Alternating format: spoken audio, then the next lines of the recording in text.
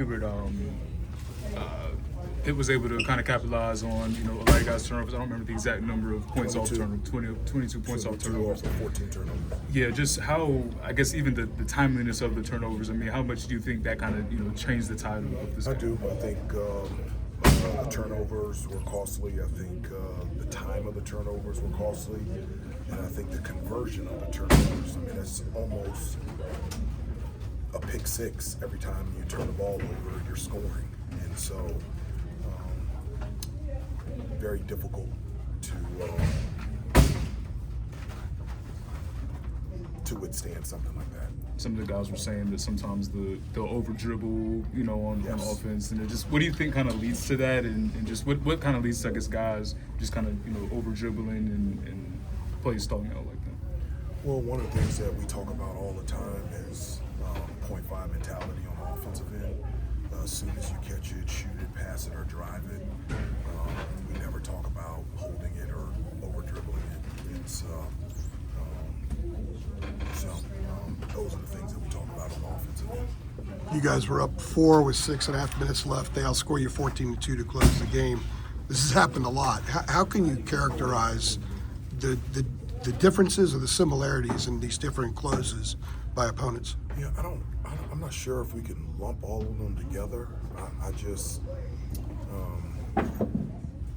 we had costly turnovers, but we missed 3 or 4 layups. I mean, we had shots around the rim that just didn't go in. That would have tied the game, put us up by a couple, and so,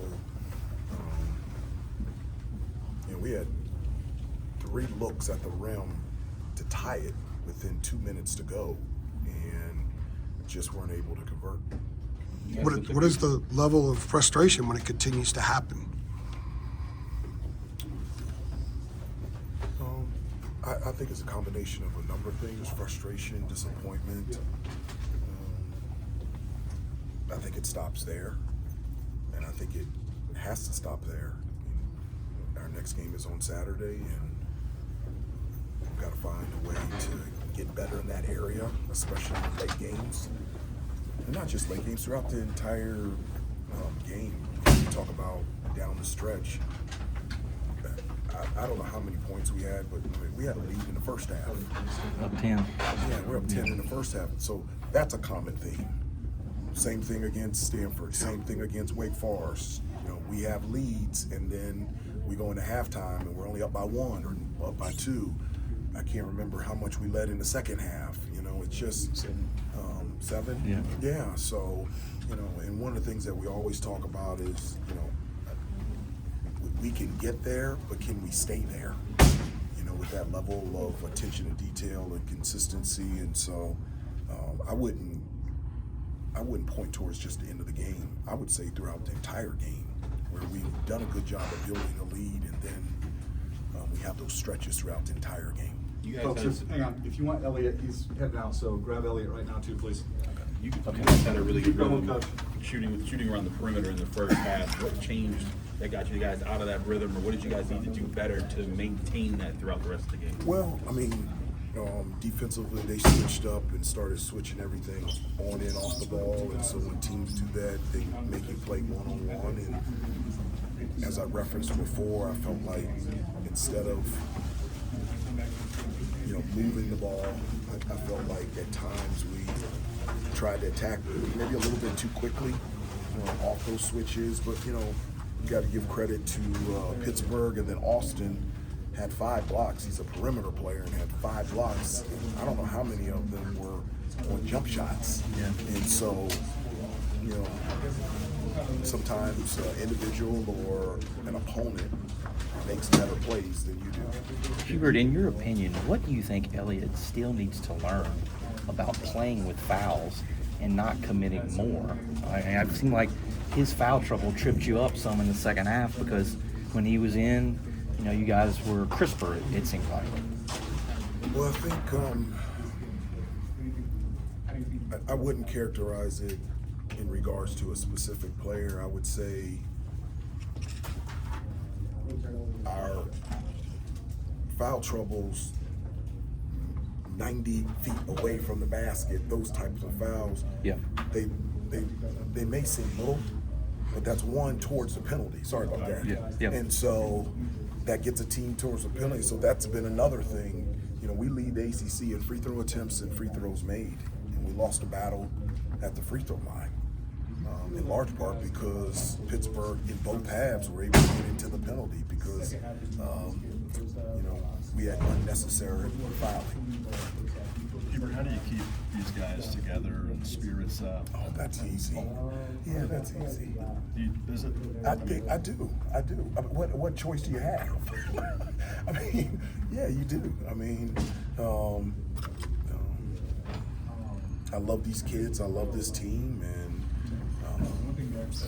it's a great lesson for this group and this team. It's a great lesson for life, and I really believe that there is no choice. The choice is to get back up and step forward and continue to competitively fight and prepare and continue to improve. I just don't even think there is a choice. Do you look at it like we're close over and over again in these late game situations, or do you more look at it like we can't find a way to close it out outside of Boston College? Yeah, again, I wouldn't look at it in late game situations. I would characterize it for the entire game. You know, you said we're up by 10 in the first half. You know, it's those stretches, and you know we have a thin margin for error, and those stretches throughout the entire game, you know, really hurt us.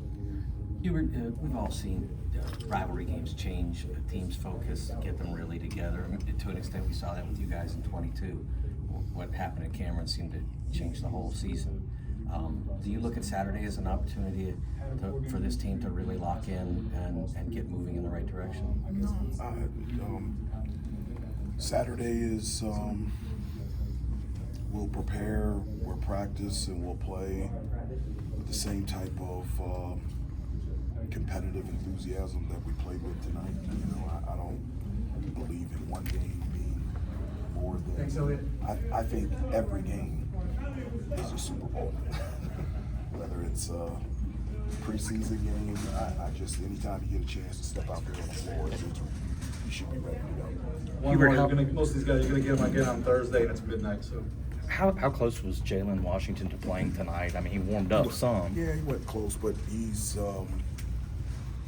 improving fast, and we were really scared, you know, because of the history of his knee and what was going to happen, and everything came back negative. And he's improved dramatically every day since the Boston College, but he wasn't ready to play. He didn't practice the last couple of days. Gotcha. But he's improving a lot every day. Thanks, Coach. Yeah. Thanks, Appreciate Coach. it.